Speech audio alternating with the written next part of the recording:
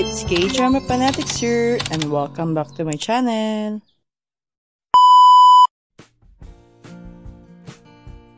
Episode 7 of Serendipity's Embrace picks up with Junho almost fainting as Hongju grabs him and tries to check up on him.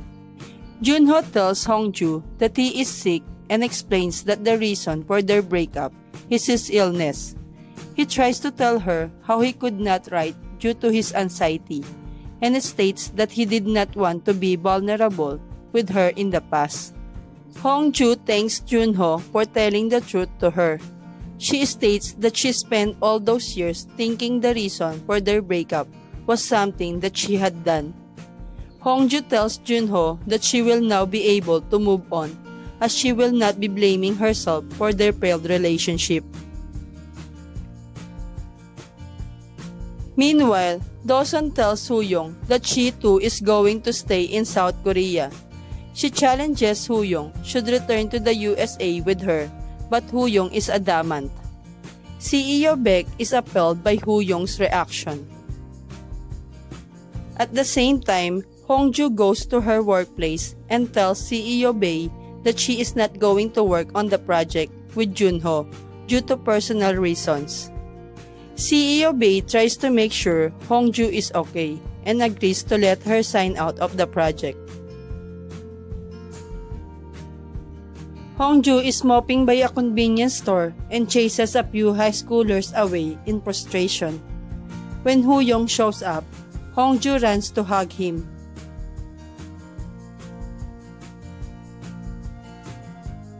The two spend some time at the arcade playing games and singing karaoke songs to ease their minds.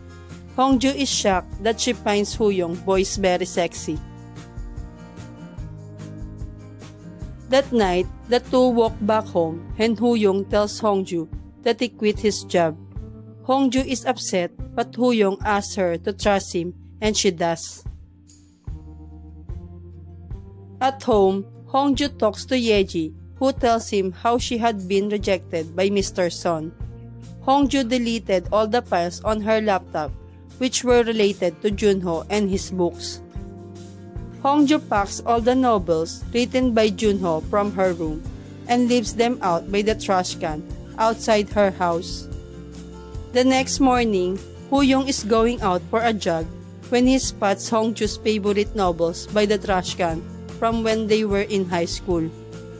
A few hours later, Hongju leaves to go to work and finds that the novels are no longer in the trash can. Just then, Hyun returns from his jog and offers to walk Hongju to the bus stop. However, his mother exits a cab. Hongju introduces herself to Dawson, but the latter asks Hongju to give her some privacy with her son. Hyun tries to protect her but fails. Inside the house, Dawson grills CEO Baek for renovating her property and living there without her consent. She states that she is going to live in the house with them, which frustrates CEO Baek. That night, Hongju tries to go home carefully and tries to avoid getting noticed by Hyun's mother. Hyun meets Hongju outside their house and the two have a romantic conversation.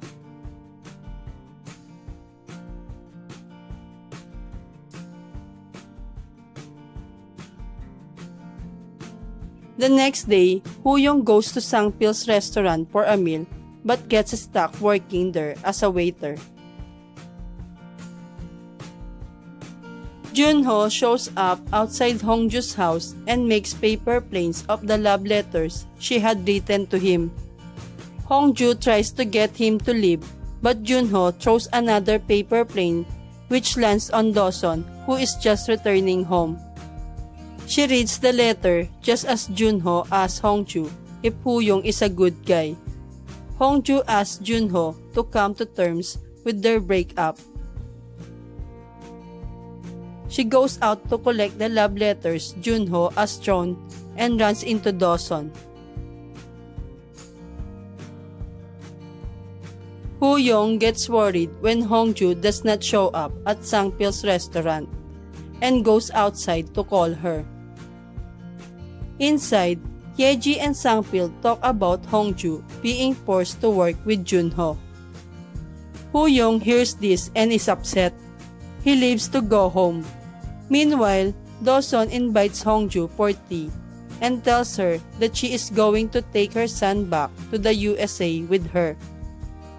Hongju is shocked when Dosun blames her for forcing him to stay in the USA. Hongju explains how she felt for Hyun because of the way she cared for her. Dosun implies that Hyun had the same effect on many girls, which upsets Hongju. Hyun goes back home and finds an old love letter that Hongju had sent to Junho.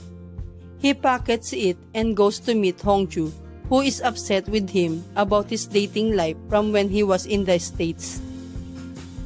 Hyun and Hongju end up fighting when she tells him she cannot trust him. Hongju claims that she was worried he was going to leave her. The next morning, Hyun wakes up on the couch. Dosun sees that Hyun had gotten drunk the night before and is concerned for him. Meanwhile, Hongju goes to her high school to meet Yeji and is taken back to the day she bunked school with Hyun.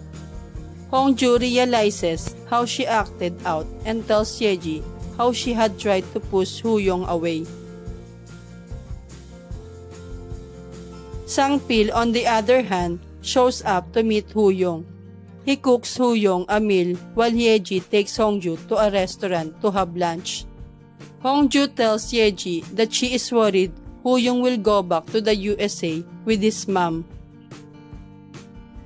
Sangpil has a drink with Hyun and shares his memory with Hongju and Yeji from when they were younger.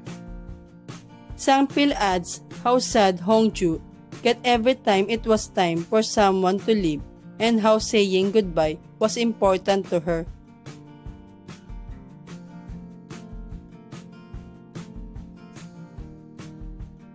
Hyun tells Dosun how much he loves Hongju and is upset with her for making Hongju cry. Hyun expresses his feelings for Dosun and tells her how much he missed her when he moved to the USA 10 years ago. That evening, Hongju is running back home from work when she runs into Hyun, who saves her from getting hit by a speeding bike.